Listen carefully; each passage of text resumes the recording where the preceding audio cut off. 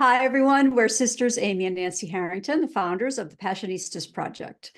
We've created an inclusive sisterhood where passion-driven women come to get support, find their purpose, and feel empowered to transform their lives and change the world. On every episode, we discuss the unique ways in which each woman is following her passions, talk about how she defines success, and explore her path to breaking down the barriers that women too often face. Today, we're talking with V. Christian, the founder of V Mindful, Love, Relationships, and New You Coaching. V Mindful is a highly successful certified relationship coach and published author of 2 books. They Tried, You Won, and Ladies, Leave Your Dick at Home. She has a 100% success rate for helping clients remove the blocks to attract an exclusive relationship and has been coaching for nearly 15 years. She enjoys helping her clients heal from heartbreak, toxic relationships, and attachment style issues, as well as attract and maintain healthy love. So please welcome V. Christian. I am so happy to join you, ladies. So yes, and I just released the third. It's not a book. The third one is not a book. It is a journal. It's called the 4 Pillars Journal. I haven't even had time to push it out, but it's for anyone that's looking to get their ish together. I don't know if I can curse, so you have to tell me if I can or not. But okay, okay, because 4 pillars, your health, your wealth, your relationship, and your purpose. And so I created this journal, and it's a thick journal. It's almost 200 pages because I wanted people to set intentions for their lives, not just, because we have aspects of, I want to improve my relationship, but what about the other parts of you, right? And so I just wanted to create a journal for all aspects of a whole person. So I have since published that since I gave you that introduction. That's excellent. That's great. We're glad you told us about that. We look forward to seeing it. So V, what are you most passionate about? I think I'm most passionate about connecting people. I think, having a relationship, and it doesn't mean, y'all, you got to have a husband or boyfriend or a Valentine today. It doesn't mean anything like that. But the value, like they say, the quality of your life is going to be determined by your relationships. So I'm very passionate in helping people connect, whether it's with friends, their children, or in my space. I do work with couples or people looking to be a couple, right? But I'm passionate about just helping people learn how to better connect with other people. Well, that's a beautiful mission. What inspired that? Tell us a little bit about your background and how you came to Absolutely. be a relationship coach. I can think back. Okay, so I'm older. I'm over here having hot flashes as we speak in this hot ass sweater. But I could think back when I was much younger, and I was the go-to person for so many people, like I'm having relationship issues. And I never thought about it. Okay. And then I go into corporate America because I am a leader in technology in corporate America for a very large company. I noticed that now there's this whole thing called feminine leadership, right? There's this thing also about transactional versus transformational leadership. There's also a thing called soft power, hard power. I didn't make these terms up. These are real terms. And they're part of my course that I'm releasing next week about, ladies, how do you leave your dick at home so that you can attract a masculine man or a man, right? But one thing I realized was I was really good at leading. And it's not because I'm good at setting KPIs or anything like that. Like, no, I realize that I am really good at connecting, human connection. So believe it or not, and this could be to folks' detriment, right? On my team, I have had the same people wanting to be on my team for almost 15 years. And it to their detriment, right? Because I'm like, y'all gonna have to leave me. I can't be mama bear forever, right? But it's because I know how to connect with people. I know how to get people to, let's say, play nice in a sandbox. I know how to get a disengaged employee to be engaged, right? And to care about their work and to care about their colleagues. So I realized that, okay, I'm really good at this. I'm really good at connecting to people. And so I changed it over to relationship coaching probably about 5 years ago, right? When I got my own life coach, because I was struggling in dating. I could connect, but y'all, I couldn't, my dick went everywhere I went, and I couldn't understand what I've been on, when I was single, I went on like 200 dates, and that's almost 200 men. That ain't 200 dates with one person. Okay. That's almost 200 men. And I could attract a man with no problem. I could teach any woman to go out here and attract a man, but I just didn't like anybody. And so once I started investing into myself several years ago, then I realized, girl, you're the one standing in your own way. And then I started coaching other women who are like me, masculine in nature, raising children, corporate America leader, the head of their households or whatever. I started coaching women just like me who were having blocks just like me in their dating life. All right, I have to ask, 200 dates, 200 first dates. Do you have a best and a worst? Girl, let me tell you something. I never had a really bad date. And I think it's because I can, and I don't mean to toot my own horn, but I can really talk to anybody. Girl, I could go on a date with the leader of the clan, and I'm going to find something in common to talk to him about. I don't know what it is, but we're going to have a good conversation. The only date that I can remember that I just didn't like, and I lied to you not, I got up in the middle of the date and I left. I just said, you know what? I'm just going to go home. And he's like, huh? What do you mean? Do you want me to walk you to your car? I was like, I remember where I parked. I'm just going to leave. And what made that date just it's so draining. Like I work in corporate America. I talk a lot at work. I'm in meetings a lot. And that date was like pulling teeth. He could not have a conversation. And by the time I went to this date after work, I didn't have the energy. I was like, you know what? I can't do this shit. I'm out. And I left. And I remember hearing from him again, like a few years after that, he asked me out again. And I said, do you remember our date? Do you remember I left? Like, dude, I'm not interested. Now, of course, my best date, though, because you asked, is with the man, I'm with. We've been together for 2.5 years. And we connected. I manifested him. So I did a whole video about how I manifested him. Right. I manifested my first, my husband, my ex-husband. I just forgot to put like shit on the list that mattered. Like, honest, keep your dick to yourself. I didn't put that stuff on the list. So I got what I got. I got what I asked for. Right. The superficial things. So when I started manifesting again, because I do believe I'm highly spiritual. I do believe in energies, and I believe your thoughts are everything, right? Your thoughts and your actions and your beliefs. When I was, intentional again, I said, you know what? I'm going to manifest the love that I'm looking for, because it's not just manifesting like, oh, may he come, may he come. It's not that, but you have to really focus on becoming the person who is with this type of person, right? And that's what I really work with my clients on. We have to work on you, because everything starts with you, right? And so I was working on myself. I became this person, and then I manifested this man. And on my list, I was like, he's got to travel, because I love to travel, right? I love, like, my thing is, my tagline is catch flights and feelings, okay? Or catch feelings and flights. Either way, but we catch them both, right? Because it's not about let's just catch flights and not feelings. No, we're getting out here and we're going to travel the world, and hopefully it's with somebody. But anyway, I had other things. I said I didn't want him to have little kids, and I focused on how he made me feel. Like, this man makes me feel safe. This man makes me feel loved. And I started calling those feelings in, right? So when I met him, I told him I love to travel and so forth, right? And we had the best conversation. I met him online.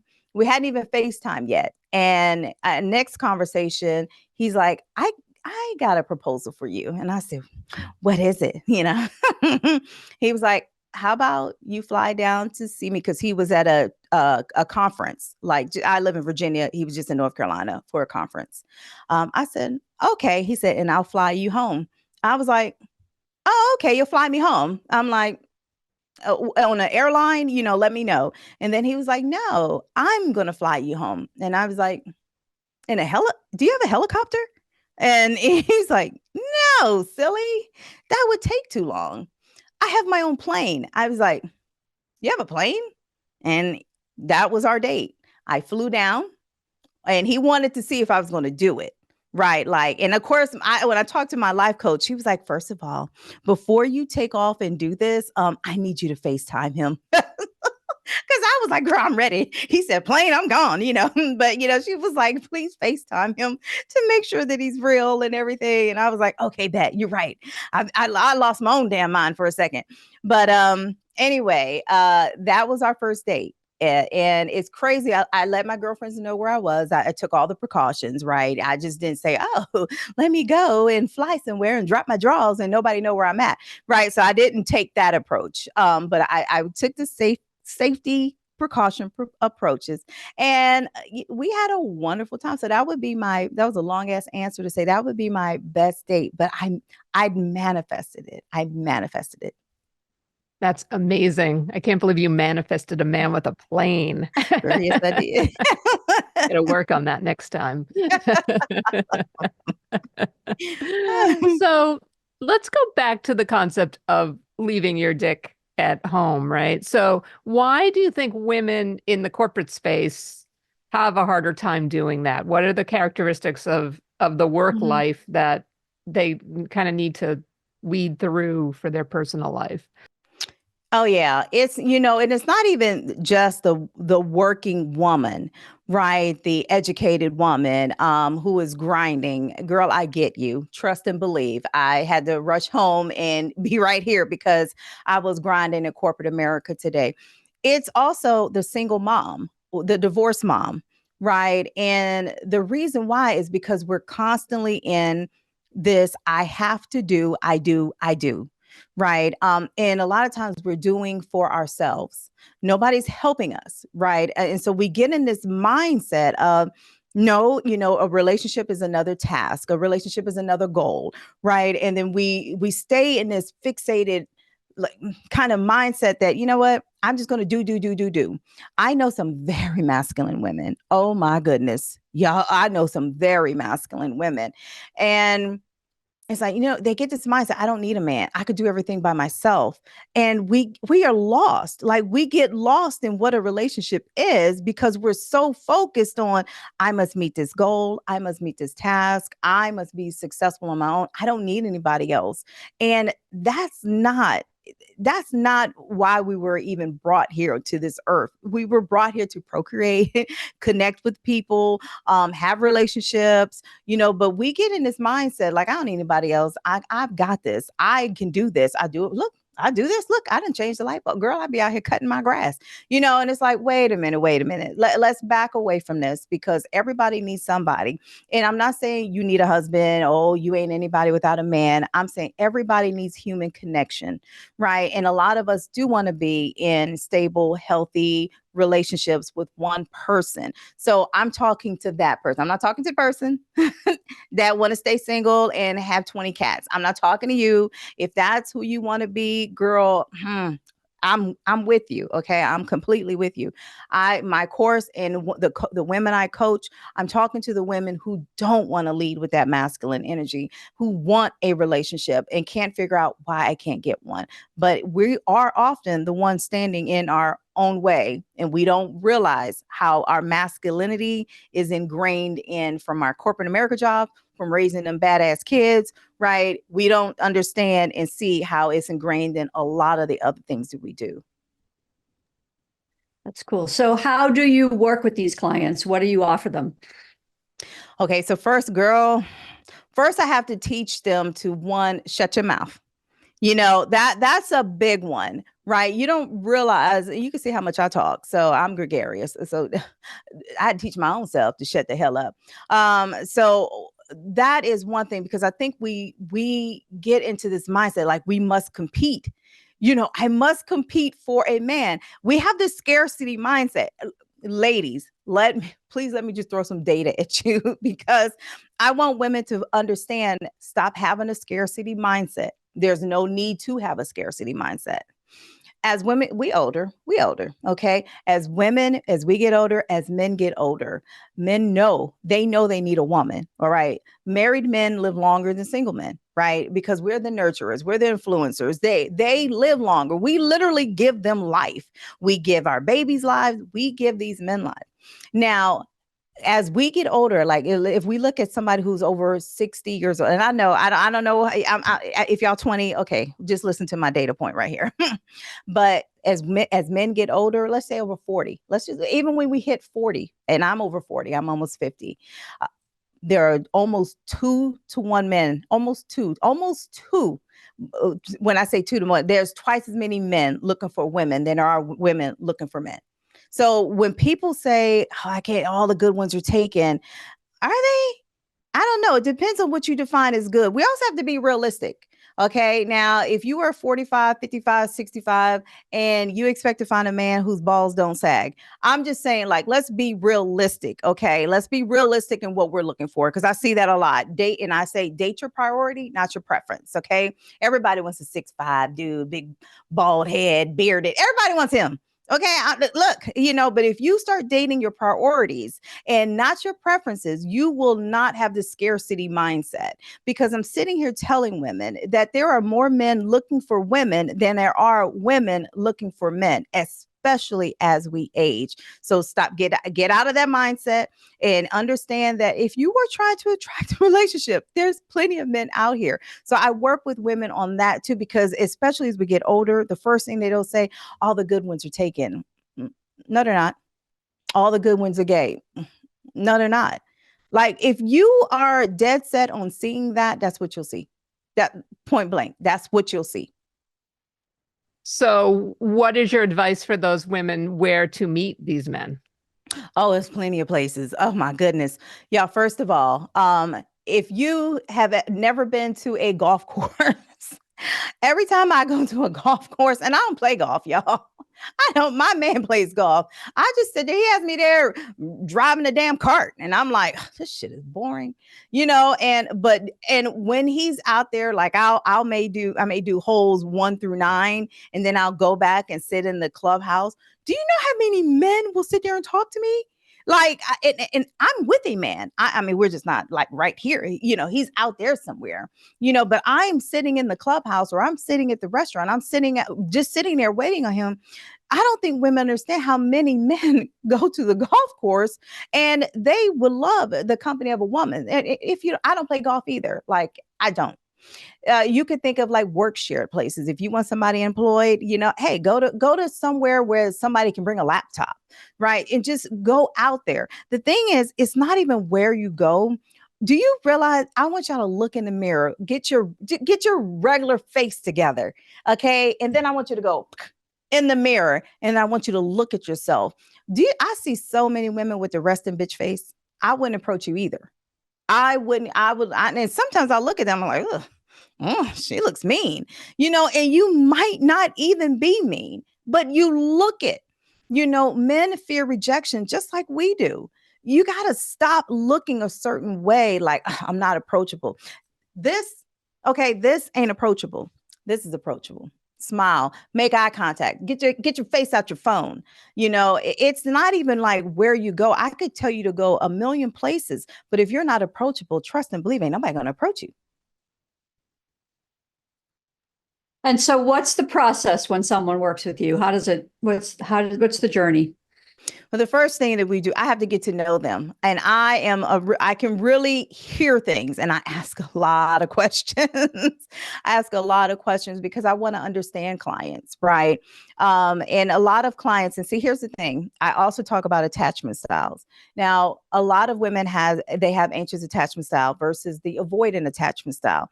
But if you're a masculine woman, you're probably going to identify more with the avoidant attachment style, something that I'm extremely familiar with because I had an avoidant attachment style. And you will always kind of have that. You just, a trigger can easily take you back to whatever attachment style that you healed from. So in order for me to really understand where they're coming from, I asked them a million questions. Like, okay, what was the first thing you remember, growing up with your parents? How was your mom? How was your dad? How did they show each other love? What was your first relationship like? When was your last healthy relationship? Why did it end? Because one thing people have to understand is everything ends. And we live, and whether it's anxious attachment style and avoidant, it's rooted in fear. It's rooted in fear. So if you understand that everything ends, the best relationship in the world will end. Somebody will die. Okay. It's going to end in death or divorce. So if you put it in that mindset, it's like, what am I fearing? You will live your entire life without human connection, without being open, vulnerable, without trusting, without experiencing that love. And so in order for me to get them to understand that, I go through data. I'm like, girl, look at the numbers here. There's plenty of men out here. We're going to get to know them. But first, I need to understand what is holding you back. Like, what is it? It's always something holding this person back. And sometimes it's stuff that they don't even realize, something that triggered them, even when they were teenagers. And I'm not a therapist, but in order for us to go forward, I need to understand where you came from, like what happened, so I can help you remove the block. So that is how I work with my clients. I literally have to get to know them. I want to understand them. And then I am the type of person, I'm going to hold you accountable. Trust and believe. If you get a coach, that's what they have to do. If they're not holding you accountable to your shit, then you need to get another coach, period. I'm very honest. I don't sugarcoat things, but I am always here to influence and encourage, right? I don't, as a mother to 3 sons and as a grandmother to 2 grandsons, one thing I am is an encourager. I'm here to be your biggest cheerleader with my sons. I never put them down. I have 3 athletic sons. I was not out there catching balls and getting tackled on football. So I was never that parent, like, why didn't you catch that ball? What the hell?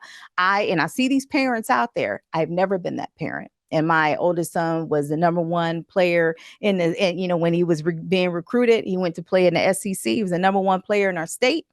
And trust and believe, I was always his biggest cheerleader. I never put him down. And so that is how, because he was always his toughest critic, and so there was no need for me to like, damn, you let them tackle you like that? Like, I never said nothing like that. Right. And that is how I coach and connect with my clients. I'm going to be honest with you, but I'm here to help you. I'm your biggest cheerleader and I'm going to hold you accountable. Are there like 1 or 2 common themes that you find most frequently with the clients that you work with?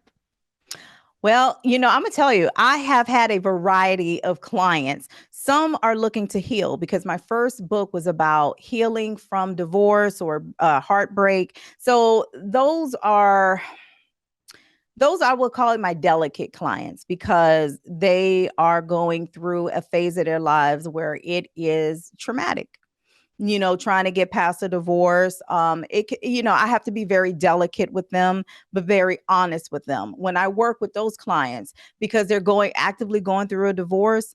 I have even helped them with their legal paperwork. I'm not an attorney, but because legal paperwork is drawn up for somebody, and my degree is in English, it is drawn up. But I feel like the jargon they use is confusing, and I'm like, is this intentional?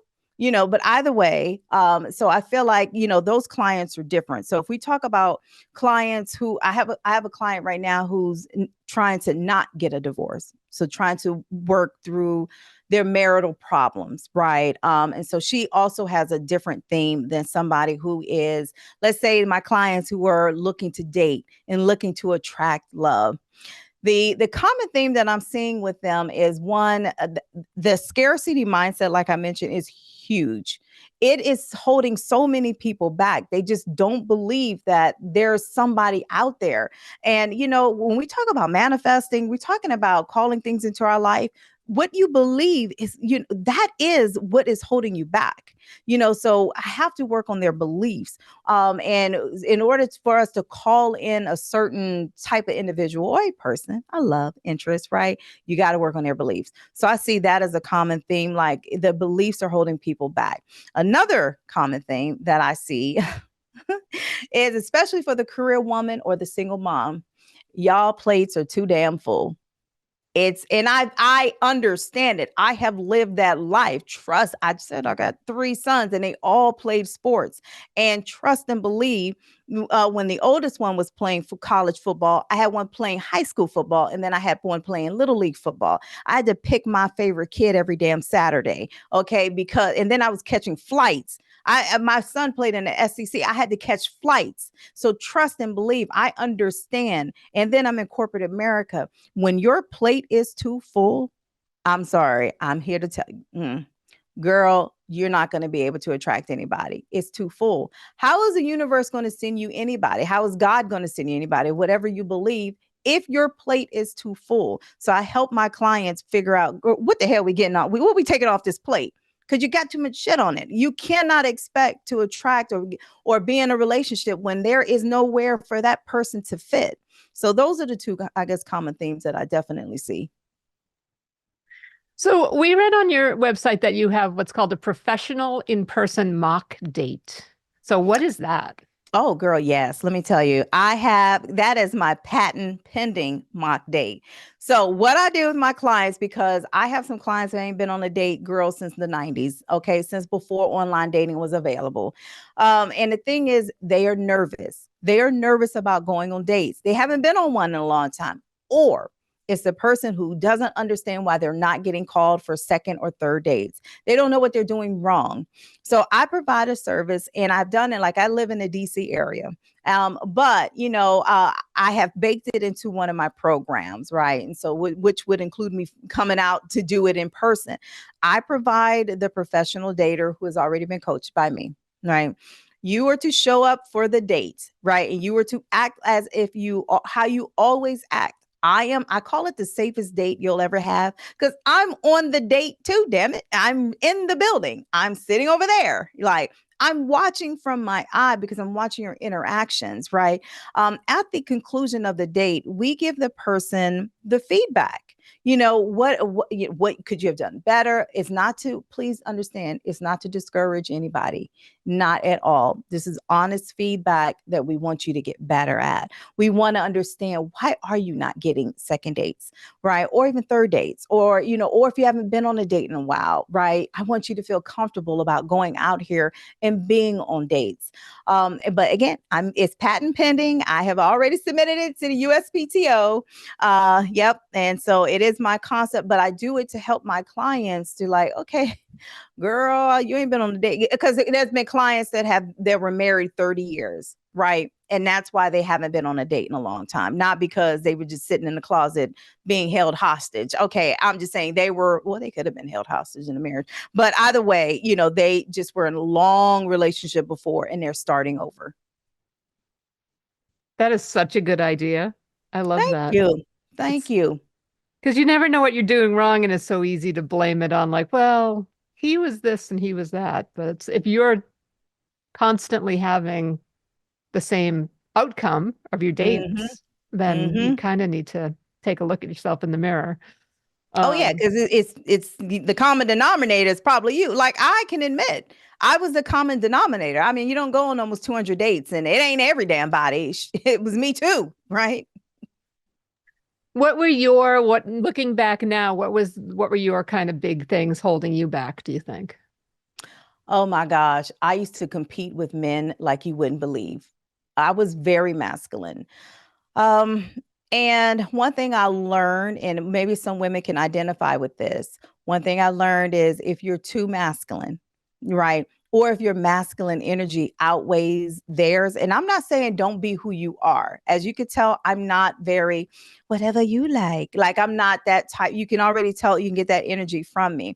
I'm not saying change your personality at all. No, no, no, no, no.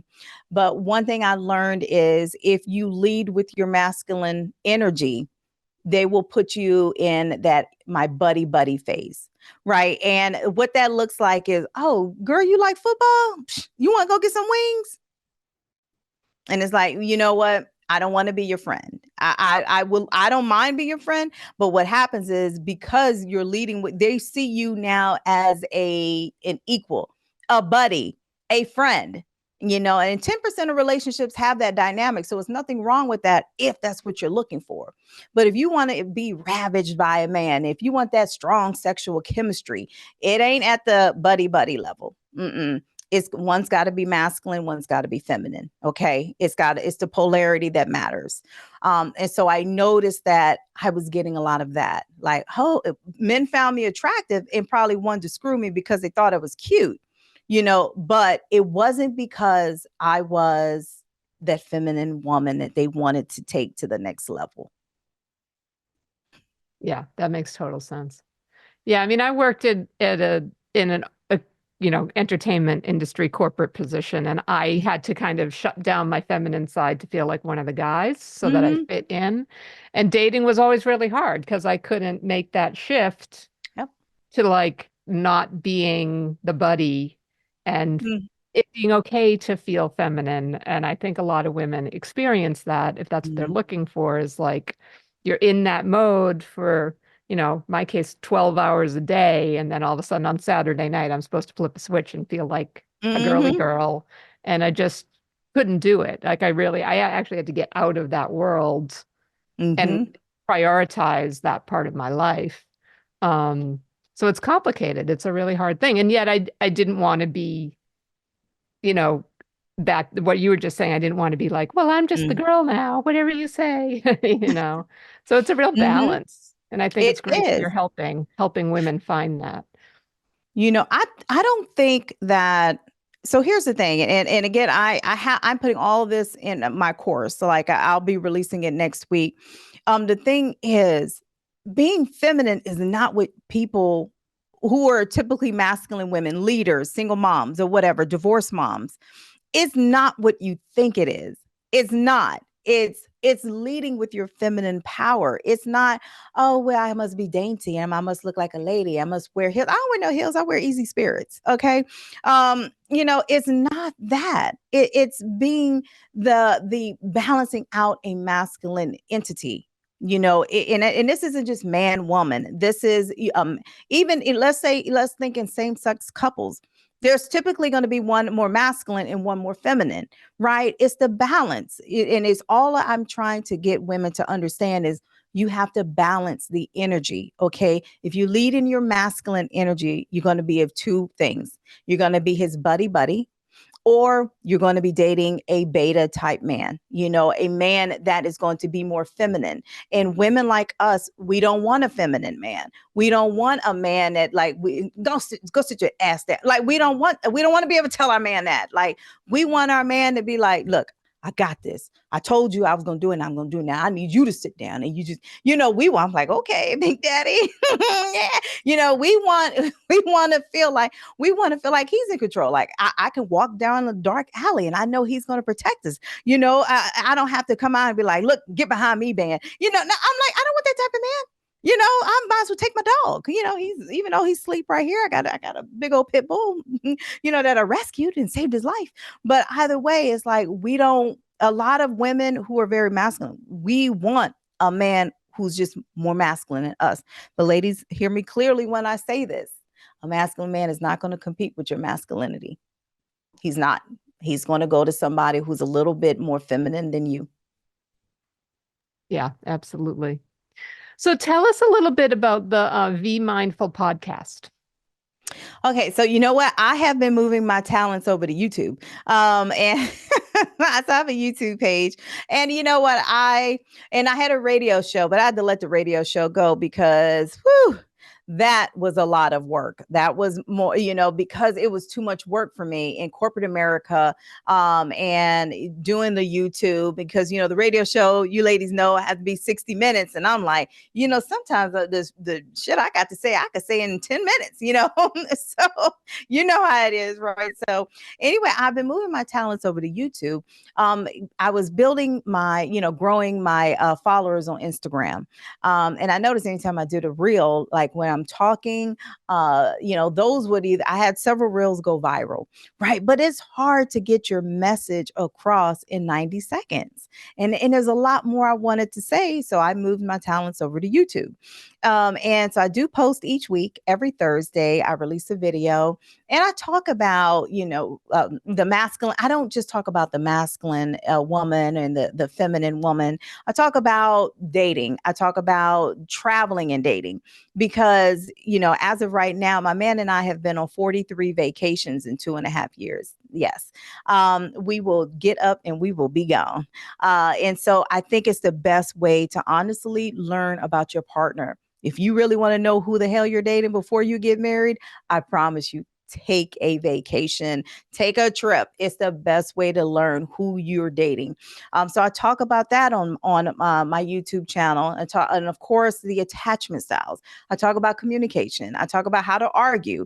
Everything related to a relationship is what my focus is, either on the podcast, but mainly the YouTube channel.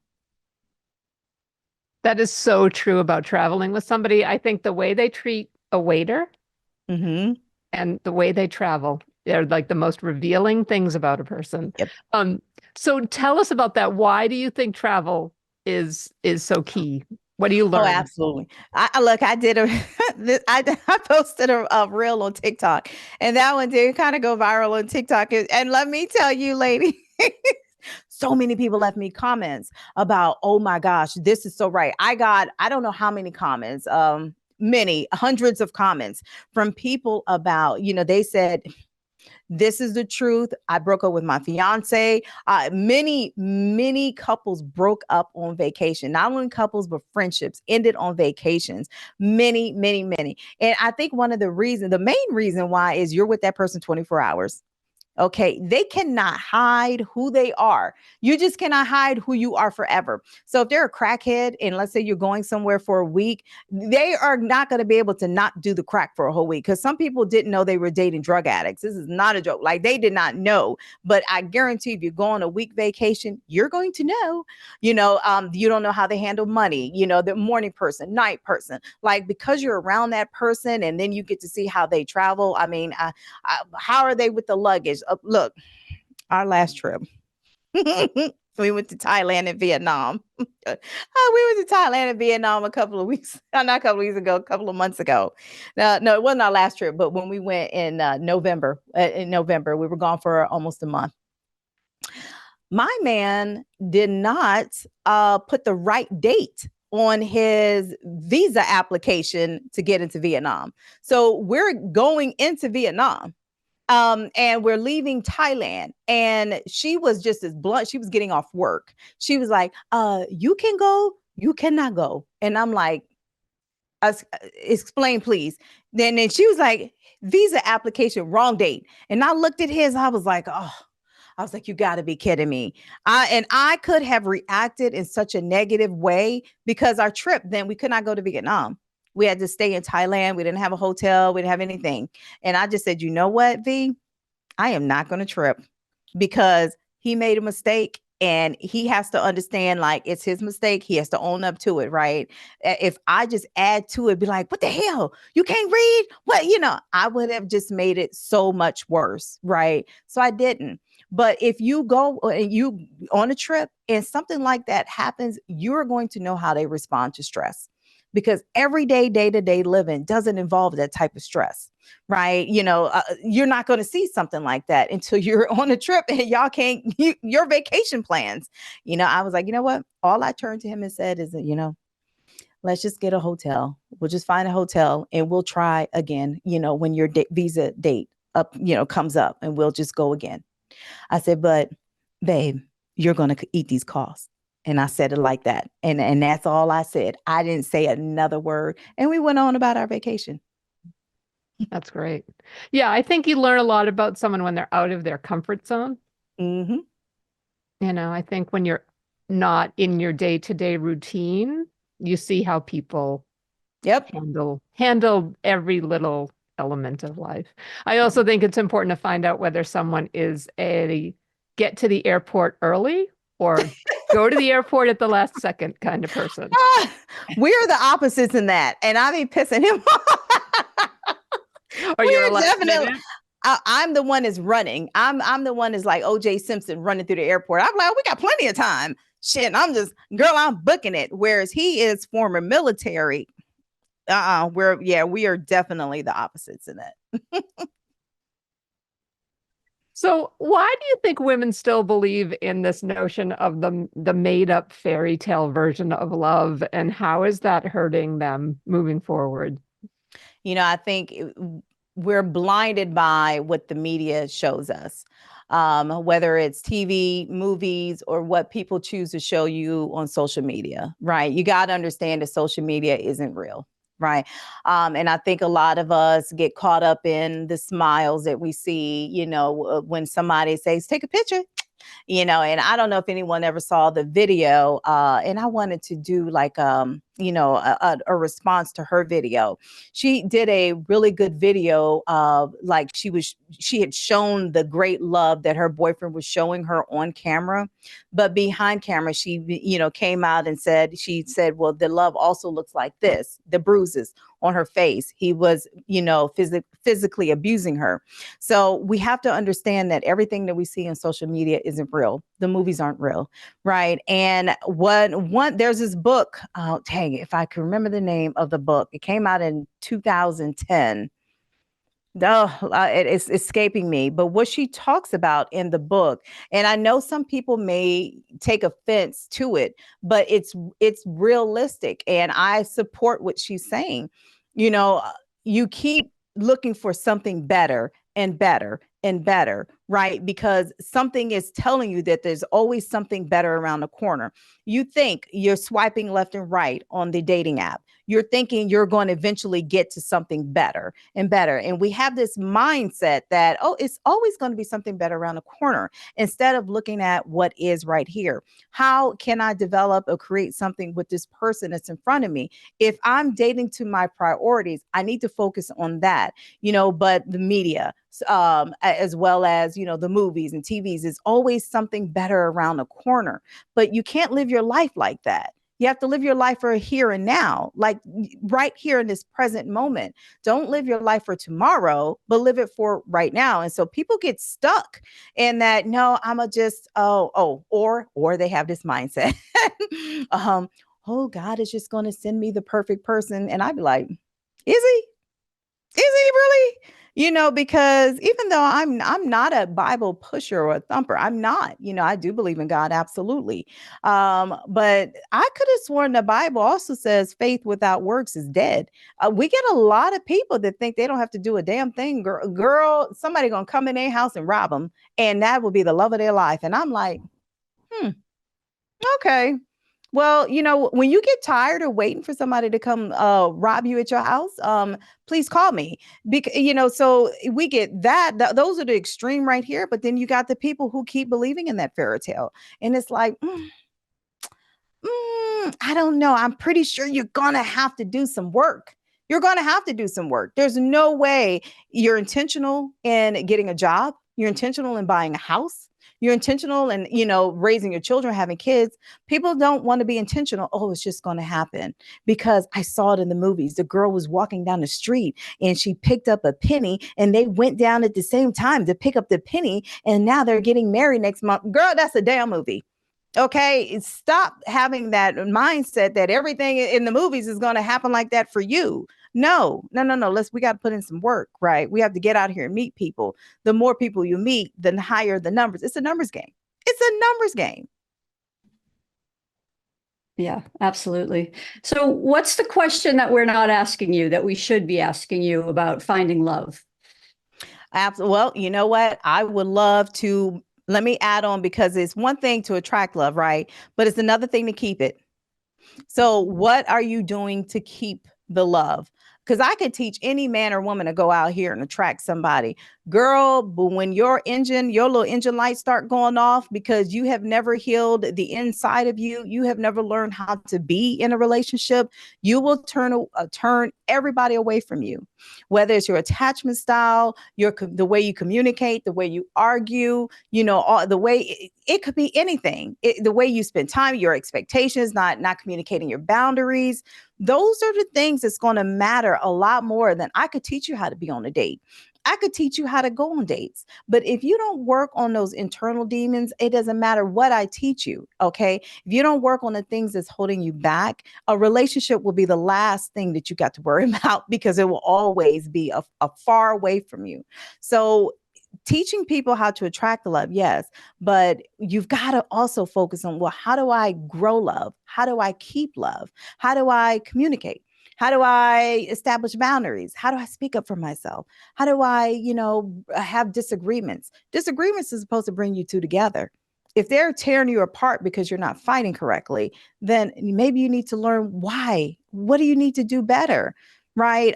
So it's more so like, that's why I say I teach people how to attract love and to keep it. And so I would love people to focus as well on, not just going out here and getting dates, swiping left and right, how to be great and how to look good and smell good and all that great stuff. But girl, how you going to keep this man? That's what you also need to focus on. Who were some of your role models, your female role models growing up, and that you learned either about relationships from or about being this strong woman from? I would say my mother. Growing up, I say my parents unfortunately, I'm going to say taught me how to be very masculine. It wasn't their intent. My parents have been married 51 years. My mother was born and raised in Taiwan. My dad is American, born and raised from Chicago. My dad fought in the Vietnam War and met my mother. There used to be a military base in Taiwan. My parents are still married, and very happily married. I watched my mom grow, I saw her do all the feminine things, but they didn't raise us to be like that. They raised us to be, get your own, right? And have that mindset. And so that's how I grew up.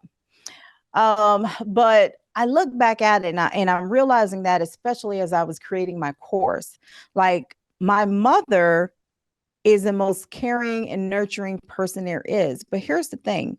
My mother knew how to use her feminine energy. We have this mindset that Asian women are much more submissive than, other or American women. And the thing is, it's not true. It's not true. It's the nurturing part.